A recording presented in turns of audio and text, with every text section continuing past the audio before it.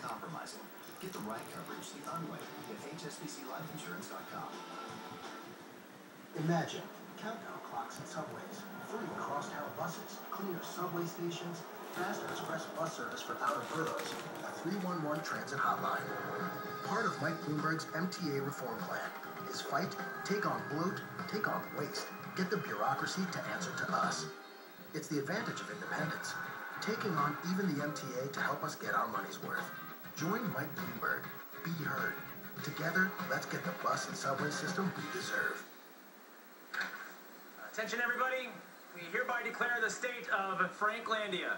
We affirm our control over any and all programming. Announce our intention to call Puerto Rico. Swiftly download videos, like that dancing one. Or the hamster. No questions at this time. We're going to stick with the dollar. We're keeping an eye on the euro, FYI. Get TV, phone, and internet from Time Warner Cable and bask in the power of you. Save big when you upgrade to the triple play. Call 1-877-TWC-2805. Rachel Maddow. This is MSNBC. The Rachel Maddow Show, next on MSNBC. The place for politics.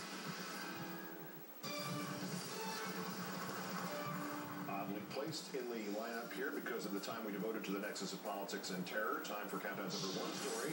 Tonight's worst persons in the world. The Bronx. Blogger Andrew Malcolm of the LA Times political page. The Times screwed up its TV listings for this program and promptly and professionally issued a correction, but he wrote, without this kind of correction online too, a few thousand people might have tuned into MSNBC.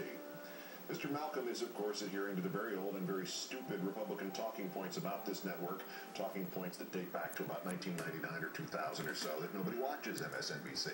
On Wednesday night of this week, the three airings of this program drew a collective audience of 2.2 million.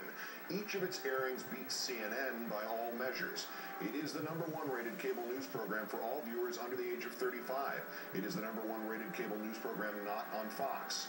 Mr. Malcolm claims to have been a Pulitzer Prize finalist and a member of the LA Times editorial board, and as such, he might want to check out whether his smug prejudices are so behind the curve that they make him look like a superannuated, out-of-touch political hack.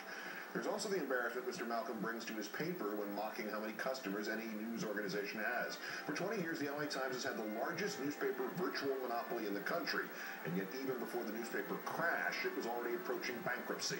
Its daily circulation has dropped below 725,000.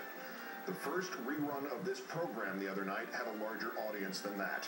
MSNBC is going to profit nearly $250 million this year, Mr. Malcolm. The LA Times will be lucky to still be publishing next year. Well, one last note on this. I mentioned Republican talking points. Andrew Malcolm's biography notes that in 1999 and 2000, he was the press secretary to Laura Bush. Runner-up Tom DeLay of Dancing with the Stars tried to suggest that town halls about healthcare have always been frenetic and chaotic, and he was once the victim of one of them. When I did my town hall meetings, I'll never forget one back in the 80s. They brought in quadriplegics on gurneys and dumped them on the floor in front of my podium. I mean, this is not new. What's new is the people that came in to disrupt my town meetings, we just let them go on because it usually turned off the people that were there. What's happening here is the American people are on their side. Mr. DeLay left out a little detail. He wasn't there. TPN Muckraker found an article from the Houston Chronicle from May 1996 detailing the blockading of DeLay's office in Sugar Land, Texas, by 150 supporters of increased care for the disabled. Tuesday's protesters narrowly escaped arrest by Stafford police when DeLay, who is in Washington, D.C., agreed to meet with them next month. I'll never forget that time that thing happened and I wasn't there. Can we see your birth certificate, Mr. DeLay? But our winner tonight, Betsy McCoy, the originator of the lie that there's euthanasia in the reform bill. The paid medical shill who humiliated herself on Jon Stewart's Daily Show last night has just resigned from her post on the board of directors of Cantel Medical Corporation. She says she was resigning to avoid any appearance of a conflict of interest during the healthcare debate. But I'm told that, in fact, she was voted out by the Cantel Death Panel. Betsy, the human conflict of interest McCoy, today's worst person in the world. That's countdown for this, the 2,304th day since the previous president declared mission accomplished in Iraq. Let's keep over minutes. Bo Carter used to say as he signed off. Cheerio.